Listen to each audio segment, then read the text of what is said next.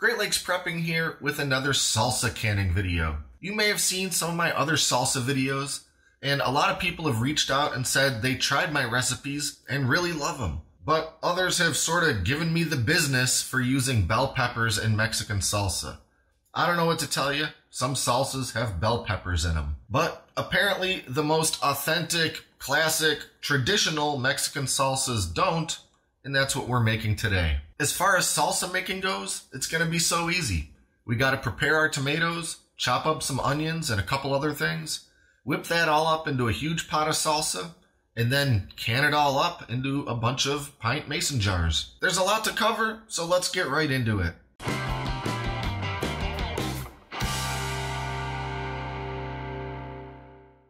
As always, let's get started by taking a look at all the ingredients we're going to be using to make this salsa. I'm making a lot of salsa, so I need a lot of ingredients. And first, of course, we have our tomatoes. I'm using Roma or plum tomatoes. They're going to give me the best flesh to juice ratio. I want more flesh, less juice for this kind of a recipe. Next, I've got cilantro, lime juice, white onions, jalapenos, garlic, and some kosher salt. And a quick note about the jalapenos. I'm pretty much a lightweight when it comes to spicy food, so jalapenos are about the craziest I go. But if you want to really kick the heat up a lot in your salsa, you could replace the jalapenos with serranos. Now the first thing I really need to start doing is getting the skins off of my tomatoes. I do not want these skins in the salsa. It's not going to be a pleasant texture, so we just get them out of there. And when it comes to removing the skins from a tomato, there's pretty much two main ways to do it. The easy way and the fast way. And I'm going to do about half of these the easy way and about half the fast way just to show you the two different methods. And I'll start with the easy way because while it is easy, it is not fast. And it actually requires me to wait overnight until I can actually pull the skins off of these. And that first method is freezing. When you freeze a tomato completely solid and then thaw it back out, it's going to get somewhat mushy and the peel, the skin, is pretty much going to slough right off of the thing. But to help that along, and because we don't want this little core in there anyway, we're going to go ahead and just cut out that little core part and then give this thing a bit of a crisscross cut right at the top and at the bottom. And then I'll take one of my great big 2-gallon Ziploc bags and I'm just going to put all those tomatoes right in it. Seal it up nice and tight, and this whole thing's going into the freezer. I'll leave it there until it's completely frozen solid. And as soon as it is, I'm going to take it back out of the freezer and let it thaw. The whole process is going to take several hours, but it really doesn't get a lot easier than that. All right, several hours later, and my tomatoes are clearly frozen solid. Now we'll let them thaw out several more hours and I'll expect those peels to just come right off. Tomatoes are thawed out, and as you can see, they've gotten very sort of shriveled and pruny, and with barely any effort I can pull the skin right off of these things. Then I'm going to move on and start the other method of removing skins, and that's blanching, which basically involves dunking each tomato into a pot of boiling water for just a couple minutes, and then immediately dunking them into some ice water. And I'm just going to start dropping in some tomatoes. I don't want to completely overcrowd this pot or it's going to bring the temperature down too much. So I'll do this in a couple batches. I'll leave them in here for about 2 to 3 minutes. Then I'm pulling them out with my little scooper spoon thingy and dropping them right into some ice water. Pretty much just until they're cool enough to handle, another couple minutes. At this point, those skins ought to come right off with basically no effort. Once all of our tomatoes are peeled, we're just gonna take them and give them a rough chop. I guess you could call it dicing it, but because they're kind of soft and mushy at this point, it's a little less than precise, but that's okay. Just break them down a bit smaller. All right, here I've got my great big bowl of skinless chopped up tomatoes. And as you can see, this bowl that they're sitting in is absolutely filled with liquid. These things are pretty much just swimming in water that's been released out of these tomatoes just in the time it's taken me to chop them all up. So I'm actually gonna run all these tomatoes through my big strainer. Not going to go crazy with it. I just want to get the majority of that excess water out of there, because once this all goes into the pot, that's going to make the salsa really liquidy, and I'd rather not sit there and cook it all day to try to simmer off all that excess water that I could have just strained out. So I'll just let these tomatoes continue to drip until I'm ready for them again. And in the meantime, we're gonna start chopping some other things up. Next, I'm moving on to the onions. For my salsa today, I'm using white onion. I've also used yellow onion or Spanish onion. I don't tend to like using red onion when I'm making a salsa that is going to be cooked. I love red onion, but I think they work best as a raw ingredient. Just my opinion. I know lots of people disagree. I don't think they taste like much once you cook them. So I'm using white onion, and I'm just looking to chop them up. Not too big, not too small. And by the way, the knife I'm using today is made by a company called Nakano. This is their 7-inch Santoku chef knife from their Mito series. They sent this knife to me and asked if I'd try it out in one of my upcoming videos. So there's a lot of chopping to do in salsa making, so it seemed like a good time to try it out. So far, I'm pretty impressed with the knife. Super sharp right out of the box. It's got a good feel to it, a good weight. It's a little on the lighter side compared to some of the other Santoku knives that I tend to use. And the handle is a little thinner than I'm used to, which I guess might be perfect for people with slightly smaller hands than mine. But nevertheless, it's quite comfortable to use and is making very quick work of these onions and everything else. This particular Santoku knife costs about $75 on the website, but they gave me a coupon code to share with everyone. You can get 10% off if you want to buy one. Take a look at the video description below. You'll see the link and the coupon code. The company says they're handmade in Japan. And when I asked whether the knife was forged or stamped, they did tell me that it's forged, which is generally one of the requirements that I'm looking for when buying a chef knife. Next, I'll do the jalapenos. I just need to cut the stem off, cut them down the middle. I like to get rid of the seeds because I don't think that they provide a great texture and I don't need the extra heat, but I guess that part's optional. Then I'll cut them into thin strips, chop them into little pieces, and the jalapenos are ready. And to chop up a bunch of that fresh cilantro. And the cilantro's ready to go. About 2 cups of chopped cilantro. And the last thing we really have to prepare is the garlic. We're going to use 8 to 10 cloves, depending on how big they are.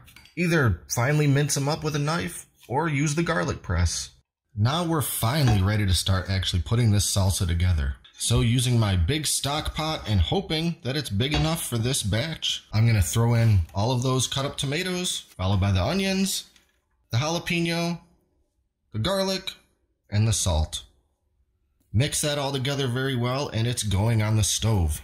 I'm going to turn the stove on to high heat, and we're going to let all of the liquids in this pot start to come up to a boil. At that time, I'll reduce the heat to a low simmer, and simmer that for 10 to 15 minutes. Alright, the salsa is simmered just about long enough, and now we have to make a decision.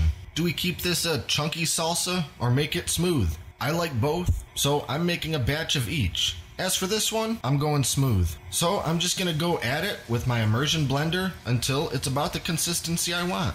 I don't necessarily need to completely liquefy it, but I'll try to get all the bigger chunks out of there until it's relatively consistent. If you don't have an immersion blender, you could carefully transfer this over to a conventional countertop blender, although I would take great care if doing that because this is absolutely piping hot salsa at this point. And now that I've blended it into a generally smooth consistency, I have to add those last 2 ingredients, the lime juice and all that cilantro. I could have put the cilantro in first and blended it all into the rest of the mixture, but I like the flecks of cilantro being about the size they are after I've chopped them. And by the way, for the lime juice, make sure to use bottled lime juice. It would take an awful lot of lime squeezing to get this much lime juice anyway, but you want to go with the store-bought because it's going to have a very consistent acidity, which we need for the sake of safe canning. Let's talk real quick about sanitizing our jars and lids. They used to say always boil the jars. Now they say only boil the jars if you'll be processing them for less than 10 minutes. I'm processing this salsa for 15 minutes. So I guess technically I don't need to sanitize them. But I want my jars to be pretty warm because I'm about to pour hot salsa into them. Major temperature changes are not a friend to glass, so I still heat them up in the canner. We're gonna put hot salsa into hot jars and put those jars into pretty warm water back in the canner. And they used to say always boil the lids. Now they say don't boil the lids. You might damage the rubber seal. Heat the lids up in some water if you want, but don't boil. So that's what I do. So I'll transfer those hot jars very carefully with my jar lifter tool and set them on the countertop on a couple of spread out dish towels. This is to insulate the hot jars from the cold countertop and to protect the countertop from the hot jars.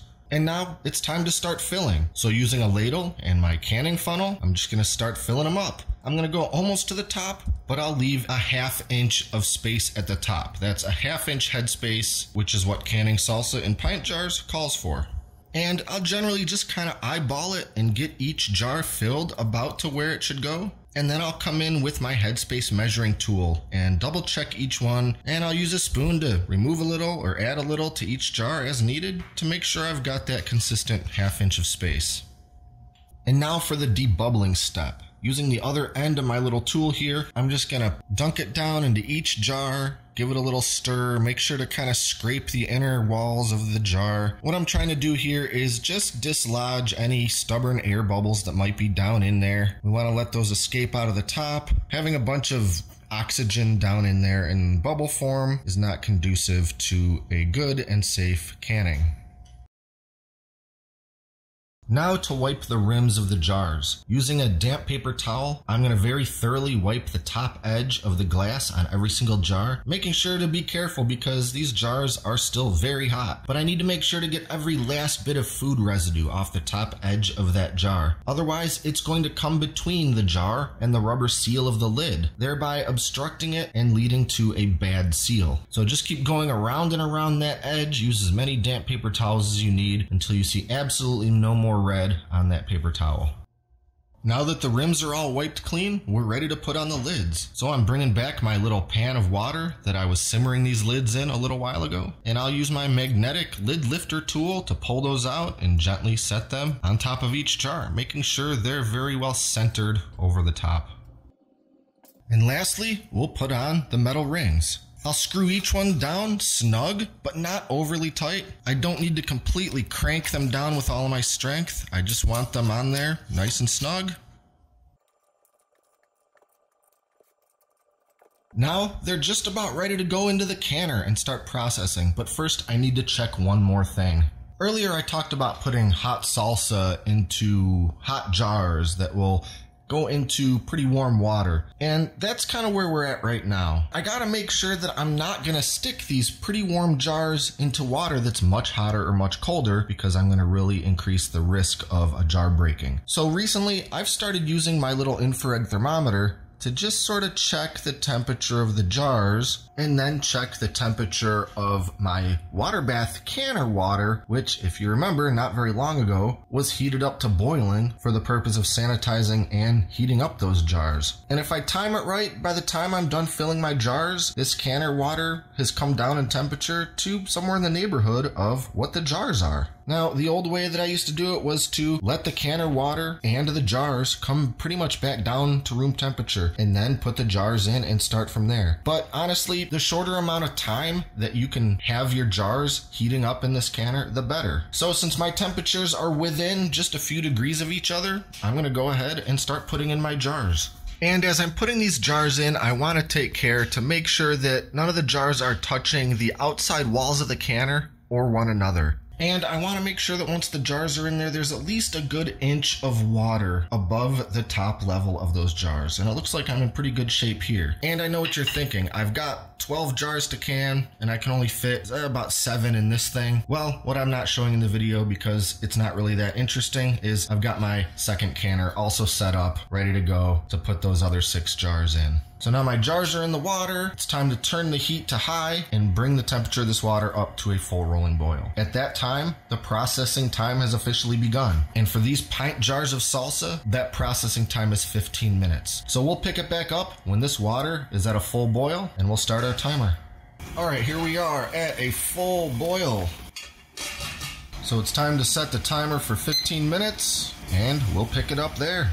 Alright, processing time is over, lid is coming off. And now I'm just going to leave these jars in here for about 5 more minutes. Let the temperature of that water start to come down just a little bit before I pull those jars out into the cooler air. And then I'm taking them out and moving them back over to the countertop, once again on a couple layers of towels.